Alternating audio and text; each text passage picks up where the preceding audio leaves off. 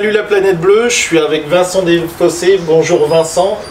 Bonjour, bienvenue à vous. Vincent que vous reconnaissez peut-être qui a Aquadomia plongée et qui fait de la formation du débutant au moniteur dans le parc national des Calanques ici, donc c'est plutôt sympa, merci de m'accueillir. Mais c'est tout le plaisir est pour moi. Et aujourd'hui on va vous parler de la machine Revo, le recycleur Revo. Donc pour qui s'adresse cette machine déjà, c'est quoi? Alors, cette machine, elle s'adresse vraiment à ceux qui veulent étendre leur rayon d'action, qui sont déjà expérimentés. Comme je te le disais en aparté, cette machine n'est pas équipée d'un cerveau, donc on va équiper le vôtre, et donc il faut aussi que vous ayez un minimum d'expérience. Donc c'est une formation qui s'adresse aux rescue au niveau 3 expérimentés qui ont déjà leur certification Nitrox. Pour la certification, il faut Nitrox confirmé. Alors sur ce recycleur, il est destiné à ceux qui veulent un recycleur compact. C'est un recycleur qui fait la taille d'un bagage cabine, surtout si on lui enlève ces deux petites bouteilles. Oui, parce que finalement, le recycleur, c'est cette partie-là et la plaque qui est derrière. Les deux bouteilles qui sont ici peuvent être louées sur place si on part en voyage. Oui, bien sûr, puisqu'on peut adapter à peu près tout format de bouteilles ici. Donc l'avantage, c'est un recycleur compact. Ce que j'apprécie aussi, c'est qu'il est léger, tout en étant dense, ce qui est top, parce que quand je le mets, par exemple avec une combinaison humide, je n'ai pas besoin de mettre de lestage. Quand je le mets avec une combinaison étanche, je rajoute 3 kg de lestage. En fait, donc, après, bien sûr, tout dépend de la configuration de la combinaison, mais c'est le gros avantage de ce recycleur, très peu de lestage, un format compact qui est agréable à utiliser. Et ensuite, aussi, j'en parle avant que tu me poses la question. On a un système de double cassette, peu importe, mais grosso modo, c'est un recycleur qui consomme en moyenne 2 fois moins de chaux que les autres recycleurs. Donc c'est pas tant pour le coût de la chaux qu'on a utilisé, je vais plus parler sur un aspect développement durable, ou moins de consommation de matières premières, et ensuite moins de manutention. C'est-à-dire que je vais avoir 2 fois moins de manutention à faire. Et c'est vrai que ce que je regrette toujours un peu dans les recycleurs, c'est le fait qu'on doit utiliser cette chose, ces petites granules pour des machines aussi sophistiquées. Donc les recycleurs classiques, c'est une seule cartouche, enfin un seul cylindre, si on simplifie les choses. Et quand je refais une plongée, je suis obligé de jeter toute la chaux, et donc du coup, la chaux non utilisée, je la jette aussi. Et là, tu as 2 cartouches et tu peux, c'est celle du haut qui est utilisée en premier. On peut ne changer que celle du haut et remonter celle du bas. Tout à fait. Alors là, je vais ouvrir un peu le cœur de la machine, mais effectivement, il y a 2 cassettes. Et surtout, cette formule de Revo, qui est celle que je recommande, c'est l'expédition Titanium, est équipée du RMS, Revo Monitoring System, qui permet d'avoir une gestion prédictive de la chaux qui est hyper précise, qui permet de vérifier si on rentre au cœur du système toutes les variations de température quasiment au millimètre près. Et donc on est sur, on pourrait faire un comparatif avec en plongée traditionnelle les ordinateurs et les tables.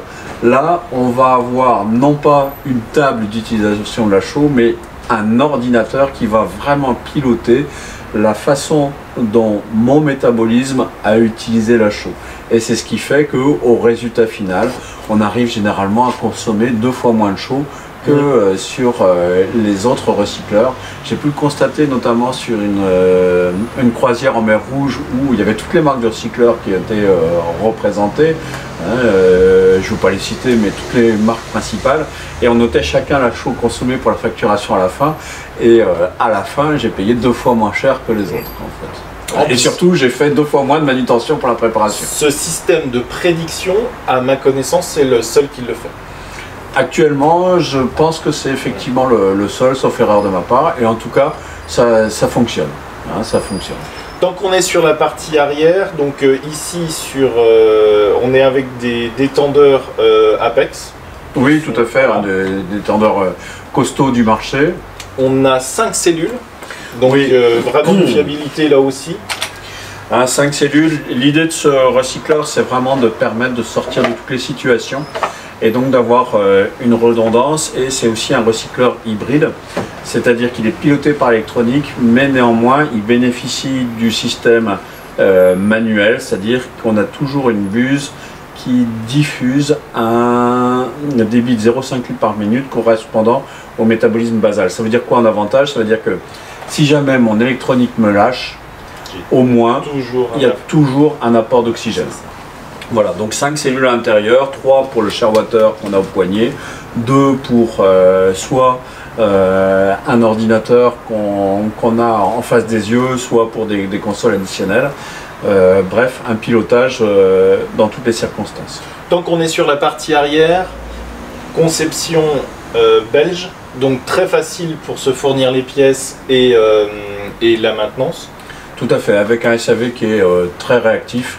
Hein, j'ai eu à commander des pièces qui sont arrivées en 48 heures et il y a possibilité d'intervention assez rapide en termes de SAV, sachant que pour l'entretien de la machine, ce qui suffit de faire, c'est le changement d'une cellule tous les 6 mois, la révision des détendeurs qui peut être fait dans tout bon réseau de plongée en fait. Et après, Revo préconise des révisions toutes les 5-10 ans de la machine complète à renvoyer chez eux en fait. Oui, relativement raisonnable parce que tous les 10 ans, 5 ou 10 ans, on est sur une machine qui est robuste, qui ne devrait pas te laisser tomber. C'est l'avantage du système hybride, hein, c'est-à-dire que même si j'ai une perte d'électronique, je peux piloter manuellement, etc. Et c'est aussi pour ça que la formation est assez exigeante, hein, parce qu'elle demande de comprendre à la fois le système électronique, à la fois le système manuel, tout simplement. On en parle un peu plus tard, si ça ne te gêne pas, on va la retourner. Allez, retournons la machine et regardons la face avant. Donc ici, ce qu'on trouve, on trouve une stab en fer à cheval avec une purge qui est la purge rapide, hein, c'est la purge lente et rapide en fait, comme sur pas mal de stab tech. Il y a bien sûr une purge arrière, un harnais qui est toute taille, hein, donc qui est ajustable, qui peut être déclipsé. Hein, donc ça c'est important, hein, on n'est pas dans le système puriste tech avec des trucs qui n'ont pas de boucle. Et puis ici on a ce qu'on appelle le MAV, Manual Added Valve, qui permet de piloter à la main l'injection de diluant, l'oxygène ici avec un Dead Trooper. Et je vois qu'on peut rajouter un gaz extérieur. On peut connecter un gaz extérieur. Ici la boucle avec le DSV, la Direct Surface Valve, hein, qui est très facile à manipuler, avec bien sûr le HUD, hein, Head-Up Display, qui permet d'avoir des informations de contrôle ici et de disposer de certaines alarmes. Je vois que tu as la redondance ici avec l'oxy en mécanique et puis l'ordinateur qui est... il a disparu. Alors, le pilotage de la machine est fait par un ShareWater ici. Donc on connaît la fiabilité de ShareWater et puis son savoir-faire sur la partie recycleur. Tout à fait. Et ensuite, sur cette version-ci, on a deux Revo Dream. Ah oui, hein, oui. Voilà. Hein, qui permettent d'intervenir, sachant que il y a aussi l'option du Nerd de ShareWater qui permet vraiment d'avoir l'affichage complet tête haute, là qui est vraiment un petit bijou pour piloter ça en mode main libre. Petit détail que je constate, c'est que la boucle est lestée, ce qui permet d'avoir les tuyaux qui sont relativement bien positionnés. Oui, ça c'est ce qu'on a sur tous les recycleurs. Éviter que ça parte sur l'arrière. Hein, sur tous les recycleurs, on a ce système de boucle qui peut être déplacé ou pas. J'en ai vu 100. D'accord, ok. Donc si je veux commencer avec un modèle comme celui-ci, en termes de formation, tu parlais tout à l'heure, il faut combien de jours? Alors la formation c'est 5 jours. Elle va comprendre une partie théorique, une partie pratique. La partie pratique c'est 8 plongées qui doivent totaliser 8 heures d'immersion. Et la partie théorique est assez costaud aussi, de manière à bien comprendre, bien s'équiper de son cerveau pour piloter la machine qui n'en a pas, même si c'est un peu une boutade parce que bien sûr elle est gérée électroniquement, mais pour bien comprendre et pouvoir se sortir de toutes les situations. La formation, elle est vraiment basée sur la règle de base en recycleur, ne jamais faire confiance en ce recycleur. C'est une machine formidable qui permet de faire des tas de choses, qui tombe rarement en panne, mais néanmoins, le jour où ça arrive, il faut savoir faire quoi. Donc toute la formation tourne sur les scénarios catastrophes qui sont assez improbables, mais qui pourraient se produire, à savoir l'hyperoxie, l'hypoxie, l'hypercapnie et la perte d'étanchéité du recycleur, un joint qui lâche, etc. Hein, donc la formation est toujours faite, comme ça avec tous les recycleurs, avec ce qu'on appelle un bail-out, une bouteille additionnelle, qui permet dans la pire des situations de toujours refaire surface en ayant fait sa décompression, de façon à éviter toute sortie dramatique de plongée. Alors rappelons une chose, c'est que l'achat d'un recycleur ne peut pas être dissocié de la formation. C'est important, et donc du coup, si je veux investir, il faut que je passe auprès d'un moniteur Revo comme toi. Tout à fait. Pour acheter ma machine. Exactement, hein. Le système de distribution des recycleurs est fait comme ça pour quasiment toutes les marques. Hein. C'est-à-dire que sécurité aussi. J'achète la machine via les formateurs du réseau. Je peux utiliser la machine à l'issue de ma formation. Ouais. Si je veux investir dans une machine comme ça, entre la machine et la formation, tu as une idée du budget? Alors on sait que grosso modo, quand on investit dans un recycleur, il faut compter le budget d'une belle petite moto. Hein, donc c'est ce que je compare, sachant qu'avec une belle petite moto, on va pas aller sous l'eau, on va pas faire des expéditions extraordinaires. Ce que je vois souvent, c'est que y a des personnes qui veulent passer au recycleur, qui hésitent, qui regardent dans les forums, etc. Puis qui le jour en achètent un se disent mais pourquoi j'ai pas fait ça plus tôt en fait. Hein, on est vraiment dans une plongée qui est différente, avec une décompression optimisée, avec un silence total et en oubliant les manomètres. Alors pour répondre plus précisément, la machine, grosso modo, c'est un budget en fonction des options entre 7 500, 8 000 à 12 000 euros. Hein, c'est-à-dire que si on prend une machine full option comme celle-ci en rajoutant le NERD, on est plutôt, donc le NERD c'est l'affichage complet tête haute de toutes les informations, on est sur 12 000 euros. Hein, si on prend un recycleur mécanique, on va être dans les 7 500 ou 8 000 euros. D'accord. Toujours pour le Revo, hein, sachant qu'il existe en version mécanique, en version hybride. Voilà. Et ensuite pour la formation, c'est de l'ordre d'1 millier d'euros. Voilà. Et souvent quelqu'un qui passe au recycleur, il va y consacrer entre la combinaison étanche, entre les bail-out, les détendeurs qui vont bien, etc. C'est un petit billet de 15 000 euros. Hein, c'est pour ça que je parlais d'une comparaison avec une belle petite moto, tout simplement. Mais c'est des aventures extraordinaires. Moi j'en prends vraiment tous les avantages quand je vais en expédition spéléo, où là, mais c'est vraiment le silence total. Et là, en circuit fermé, on goûte vraiment le silence total, parce que en spéléo, quand on a les bulles qui ruissellent le long de la cavité, ça fait un bruit infernal. Et quand on fait des longues pénétrations, sans avoir à se préoccuper des manomètres, bien sûr en se préoccupant toujours des bouteilles de réchappe ou de bail-out pour s'en sortir, le recycleur amène vraiment une sécurité extraordinaire.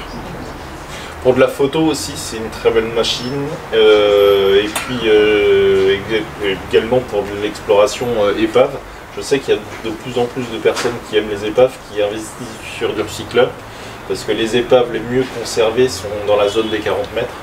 Et le gros avantage de ces machines-là, c'est qu'on peut faire des plongées de près de 3 heures, tu me disais, au maximum, en autonomie. Grosso modo, c'est ça, effectivement. Donc, là, entre la plongée en elle-même et la phase de décompression, vous êtes dans la sécurité en fait. Hein. C'est aussi ça le recycleur, c'est-à-dire que... C'est aussi ça, c'est pas que ça. Hein. Moi je mets un peu le haut là.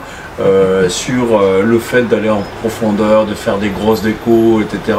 Surtout qu'on est sur une machine qui, n'oublions pas, fabrique toujours le meilleur gaz en termes de décompression, en termes de pression partielle d'oxygène.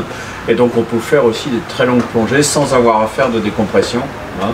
Donc on peut se régaler à 20 mètres, 30 mètres, etc. avec un Nitrox, Trimix, Heliox, hein, on est d'accord?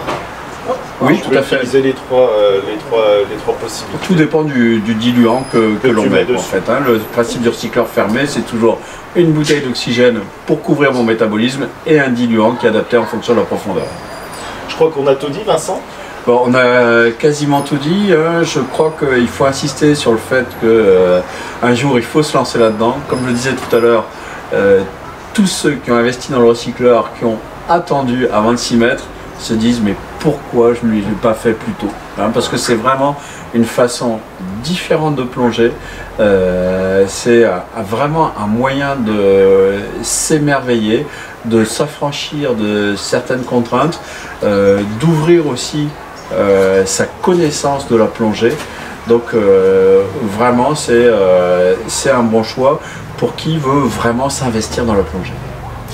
Je vous mets tous les coordonnées de Vincent avec les coordonnées d'Aquadomia, et puis je vous mets également les coordonnées de le lien vers ta chaîne, puisque tu es très actif sur les réseaux sociaux et sur YouTube, et donc du coup ça participe aussi à faire vivre le monde de la plongée, et pour ça je t'en remercie, parce que la plongée est un sport qui est relativement en retard sur sa démocratisation, et Vincent fait un super travail sur les réseaux sociaux et sur internet, donc merci pour ça, et merci de m'avoir pris le temps de me présenter cette machine, et je suis impatient d'aller l'essayer avec toi.